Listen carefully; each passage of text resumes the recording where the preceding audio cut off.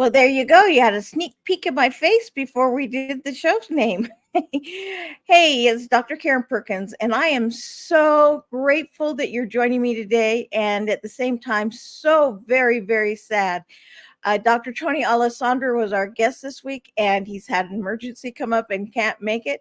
We will reschedule him for another time, and because I know you're going to love him as much as I love him, and we'll go ahead and get all of that set up for you. In the meantime, though, it is very important to me to have the show anyway.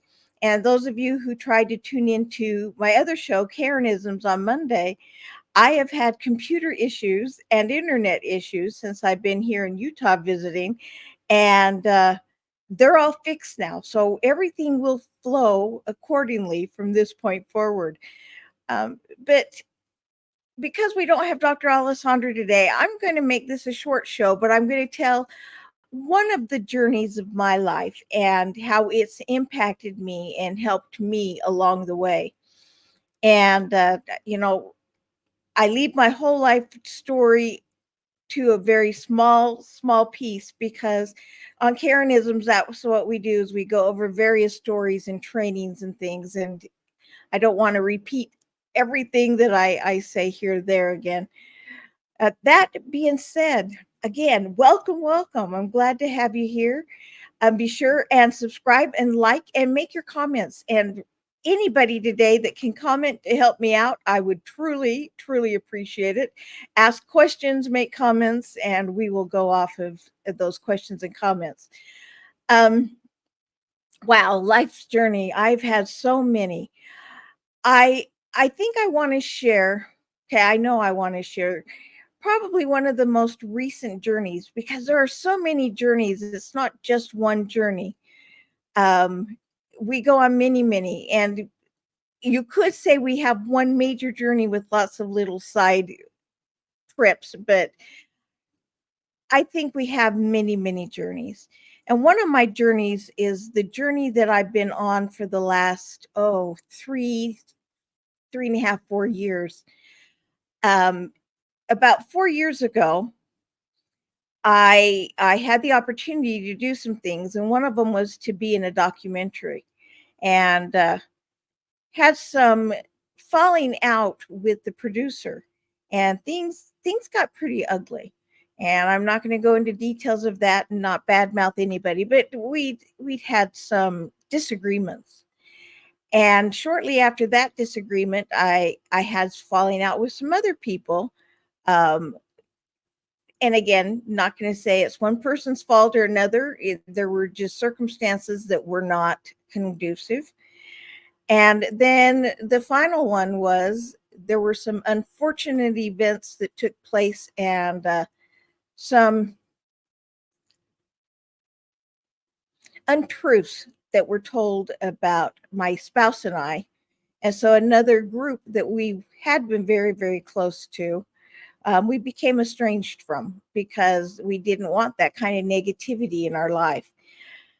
Uh, but with all of those things happening one after another in about a it was under a year. It was under a year. I really began to doubt myself, and I began to doubt the world. And I have been teaching motivational topics, soft skills topics, things like um, living a positive life, like living first class. And that first class is what you want to wake up in the morning and do, not necessarily being in the front of the airplane, but living first class, communications, how to deal with difficult people. That's a big one. Uh, things of those nature. I've been teaching those from stage as well as in small class settings for over 30 years.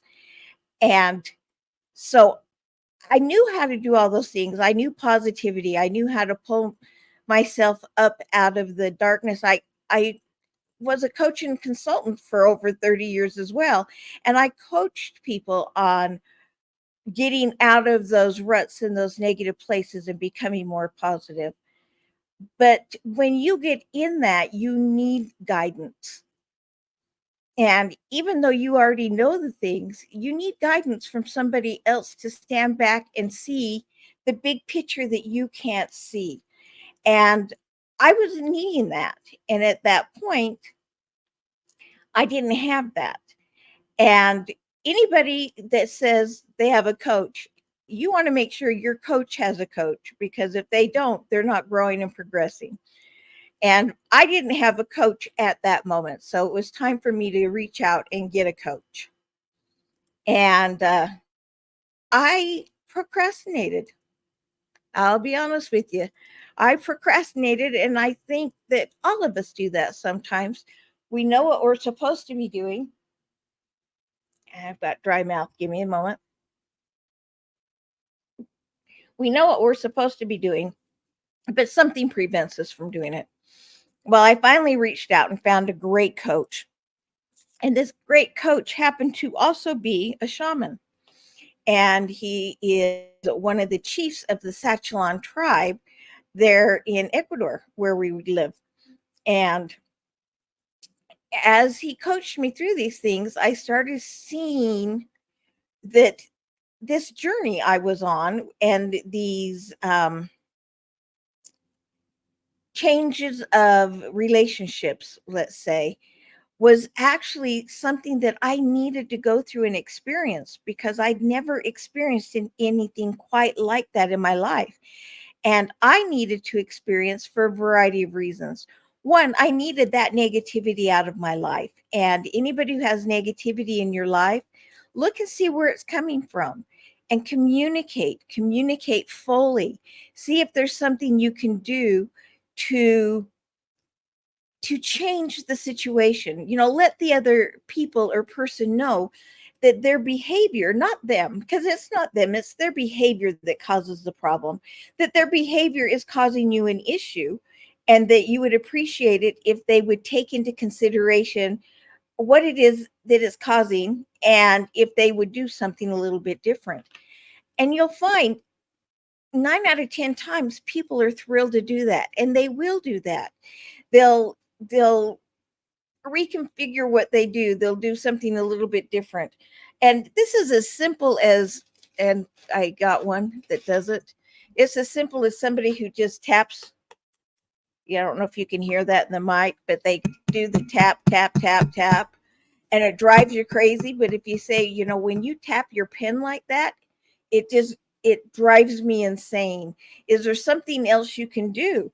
And people tap their pens just as a nervous tick. So, maybe they'll get a rubber band and they'll play with the rubber band instead. Or, I mean, there's stress toys, kinds of things they can do. And 9 out of 10 times, people are willing to do something a little bit different. That 10th time, though, that person is not either willing or able to make those changes. And you have two choices in life. One, again, you can do something about it, which is communicate, try and get it to change, or you can let it go and say, you know what, it's not a big deal, and I'm not going to let it bother me. And that's easier said than done. So, really, communicate or do something about it is your best choice. But another thing for do something about it is you may need to remove yourself from the situation. Remove yourself from the situation. And the reason you want to remove yourself from the situation is because you can't change them, but you can change you and where you're at.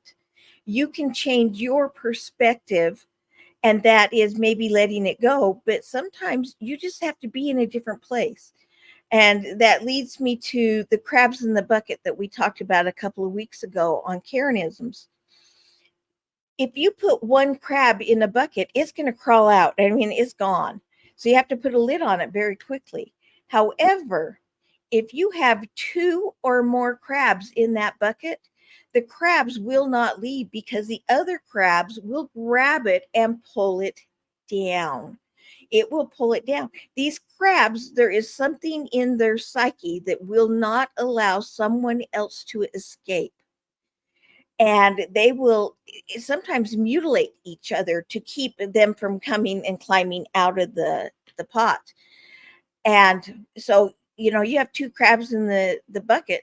You don't need a lid on it because they'll never get out. And those people who don't care that it's bothering you, or it's something you just can't let go of, they're just negative, or they're rude, or they're narcissists. I can't say that word. They're bad. They're nobody's bad, but they do things that pull you down, and they're not willing to change that. Then you really need to remove yourself from that situation, because you can only be hit with so much negativity before it seeps into your own body, and you can't help but absorb some of that. And no matter how hard you fight that, as you absorb it, it it sneaks into those crevices, and it does impact your life, and other people can feel it and see it. uh, as I was going through these things, I would go to events where I knew the people and they were positive and beautiful and wonderful, and they would say, wow, you have, energy vampire in your life, because something's sucking the energy right out of you. You're not the Karen that we know. You're not the Karen we love. Something's happening. What's going on? And I'm like, oh no, I'm fine. And I thought I was. I'm fine. I'm positive. I understand people do the things they do, and their behavior does not impact my eternal salvation. But then I found that their behavior doesn't, but my behavior toward it does. And my behavior of just trying to let it go and ignoring it was not the right behavior for me to actually have that negativity removed. And so I had to remove myself from the situations, and from all of them. I had to remove myself. And by doing so, if you're a crab, you're now out of that bucket. You don't have to worry about the others mutilating you to keep you down and keep you where they think you belong. So I tell that as a precursor. But I finally got this coach, fabulous, wonderful coach. He saw things from the outside. He helped me deal with some things I had to deal with. And he looked at me one day and he said, you know, I am a Sachelan shaman. I'm one of the chiefs of this community. He said, and you've got some skills that I don't know that you're aware of. And he says, some would call it psychic abilities, but they're definitely skills that a shaman would have, and that you would be a phenomenal shaman. And normally shamans go through years and years and years and years of training. And we laughed because I had been studying shamanism on and off for over 20 years. And that was something I didn't think I could ever obtain. But, with his encouragement, he'd ask questions like, well, can you? And I said, well, yeah, but can't everybody? No. Can you? Well, yeah, but doesn't everyone? No. And so we did those kinds of things. And he finally said, I want you to come and stay at the village and study with me for a time. And and I'd like to help you get through all of the ordinations so that you can become an actual shaman. And so I went and stayed there. But what I didn't know until I arrived is that there are 5 shamans that are chief shamans for this group of people, and this this tribe.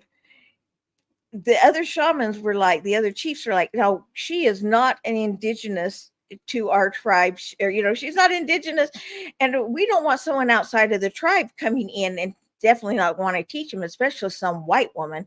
I mean, how on earth could she possibly come in and learn the things that we need to know? And we do, because they rely heavily on their ancestors.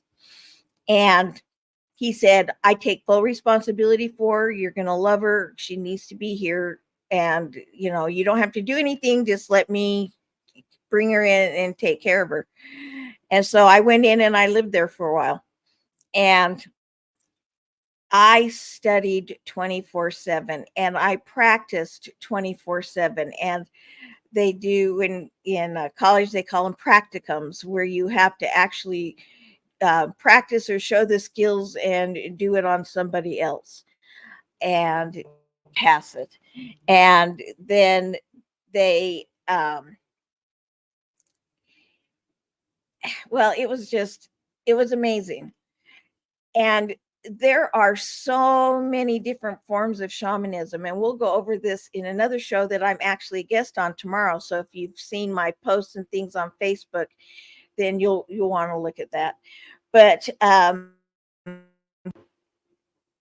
there are many modalities to shamanism, and I narrowed mine down to, 4 or 5 of them.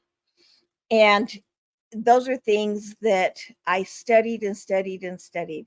One of them was energy flow.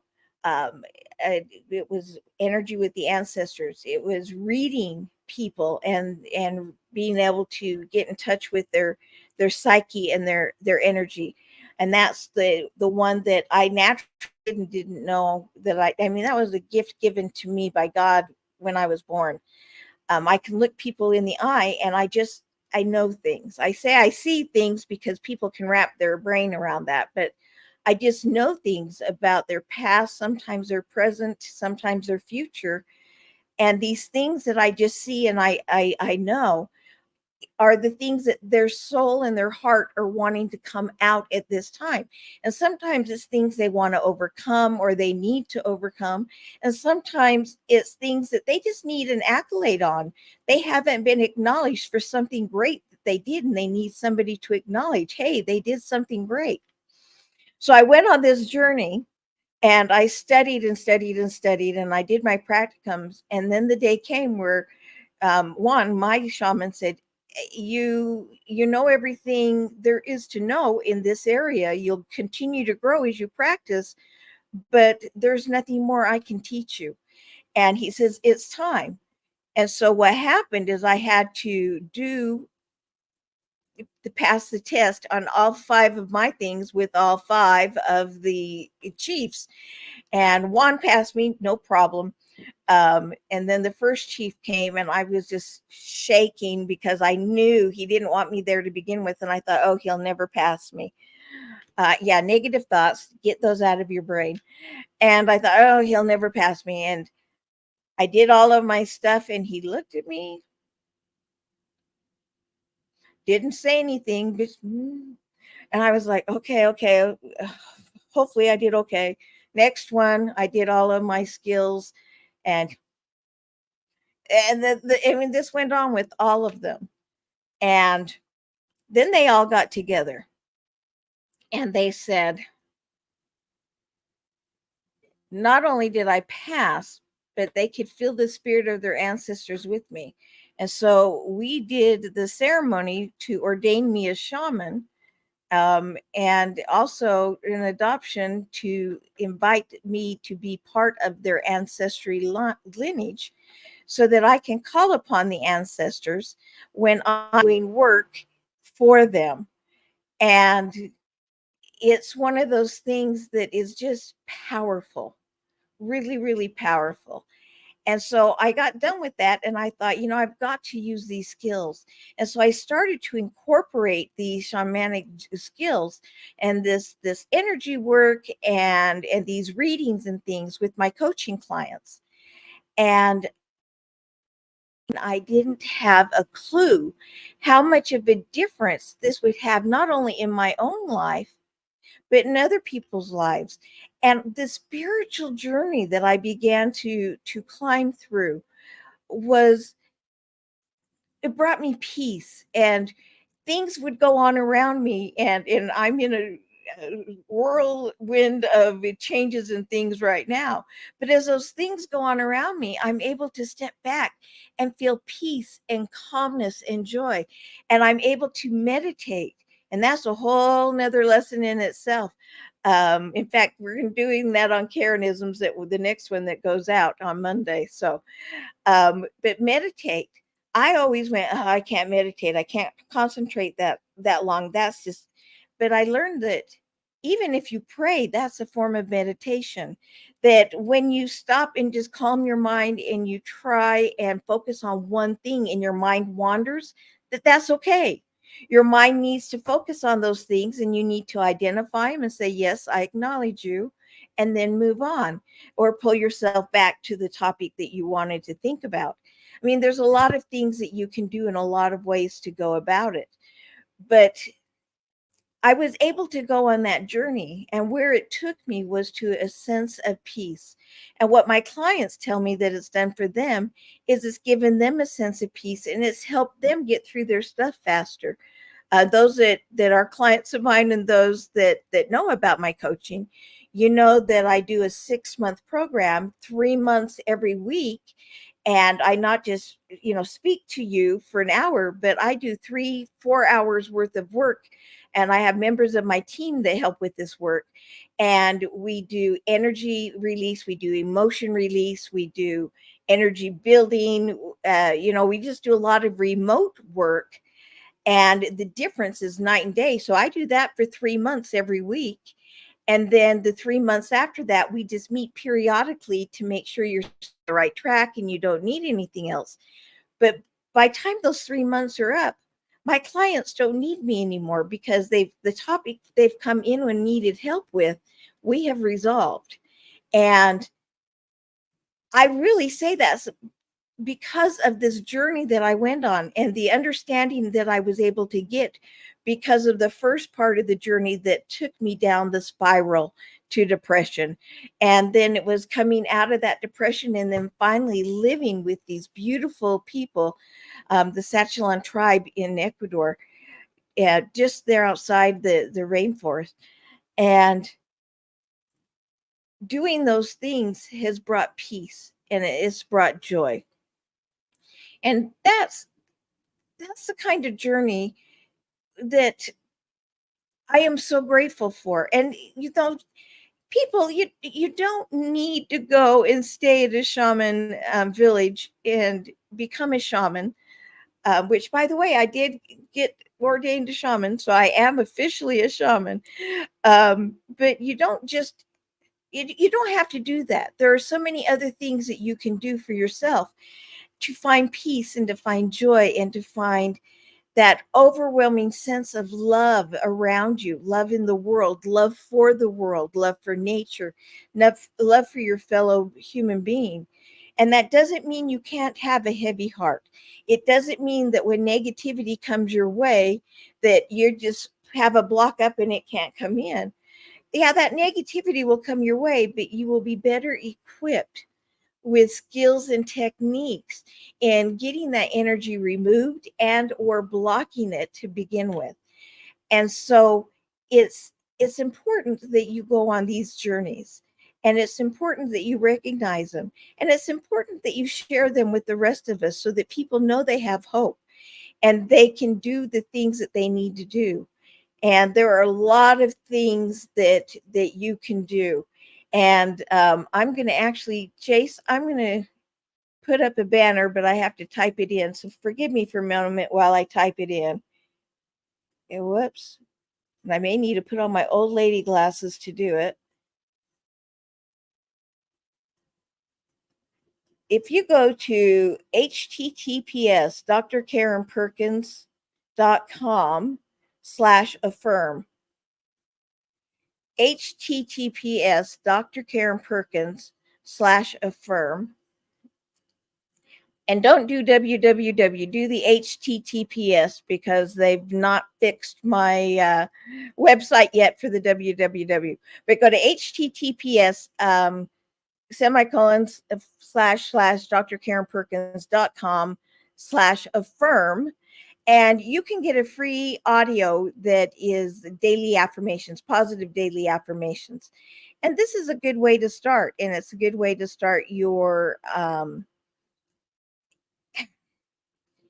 change in your beliefs about yourself and about the world.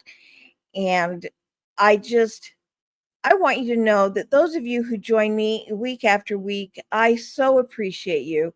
And those that just pop in once in a while, I love you as well.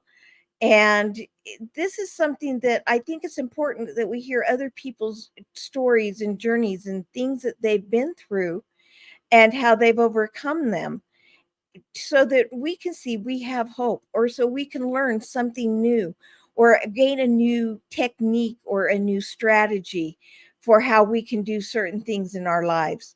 And so I hope that this week you were able to gain some kind of a strategy or a skill or something that you can use in your life. And I want to take a moment before I sign off and remind you all that we do Karenisms, that just it's short jokes, stories, things that have happened in life, comments, sharing other things with people, and some teachings. The next week we're going to teach about, and we were going to do it this week, but we had computer difficulties. So on Monday at 10 a.m. Pacific, 1 p.m. Eastern, had to stop and think about that, 1 p.m. Eastern, we'll be talking about different ways to meditate so that you can reconnect with your soul, and how you can do really, really easy things to some things that are a little bit more difficult.